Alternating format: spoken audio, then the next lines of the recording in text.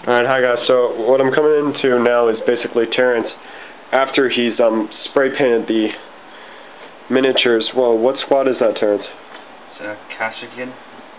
Metal, right? Yep, go figure. Alright, so basically what Terrence has done is he's purchased some acrylic flat black spray paint, and he's basically added a coat to prime the miniatures. We'll show you some still pics on this, but basically this is the stage after spray painting them.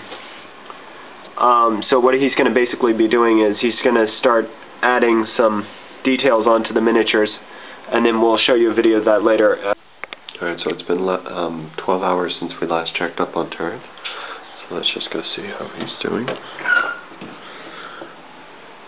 Alright, Terrence, so what have you done so far? I've painted a Kashigan. That's it? And a little dwarf. 2 guys? Yep. In 12 hours? Yep. That seems like a lot of work. So what's the detail on them? Oh, nothing much. Alright, so we'll show you some close-up photos of these guys later on then.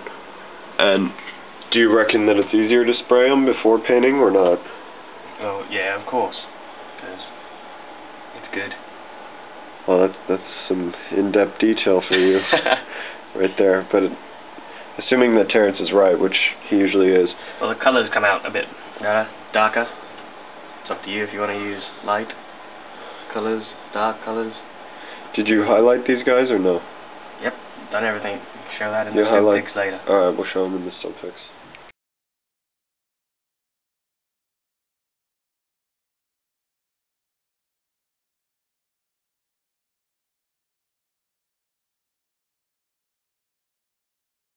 Alright, so now we're going to be spray painting the rhino.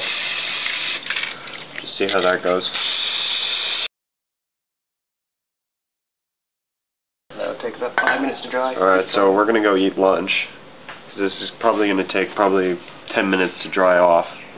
And then we're going to start doing details on all of these, and then we'll show you the finished products later. Alright.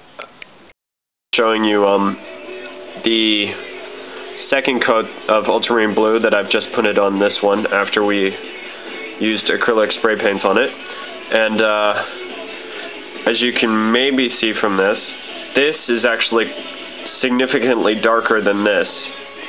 I don't know if you can tell from the camera angle, but what has happened is I'm going to continue to coat this, but according to Terrence's theory, that this will end up a darker ultramarine blue tone than this one, which I originally painted beforehand without spray painting it. So we'll see how it turns out when I finish all the details up. Okay, well here's the progress on the rhino so far. It's been about an hour since you last saw it. I started putting on some bulk gun metal paints onto it to add some more detail to it. It's not completely detailed out yet. I still have to add in the lighting and some other stuff, but it's getting there slowly. Hello everyone, this is the update on the completed rhino with spray paint. I mean, there's still more I could do to this obviously, but I've got a lot of my army left to paint, so I'm just going to leave it at this for now. But there are a few things that I do want to say about it so far is that I'm really pleased with the rhino here that I've undercoated, and it's turned out a lot better than I would have imagined it to turn out. The first thing I want to point out is the paint on this rhino, when it dried, it's really not that smooth. I don't know if you can tell from the camera, but it's really not that smooth. Whereas this, when it dried, was absolutely perfect. Really smooth and just amazing. The color on this is also slightly darker, even though it's the same paint, both ultramarine blue. This has ended up turning to look like almost an enchanted blue, and this a darker ultramarine blue.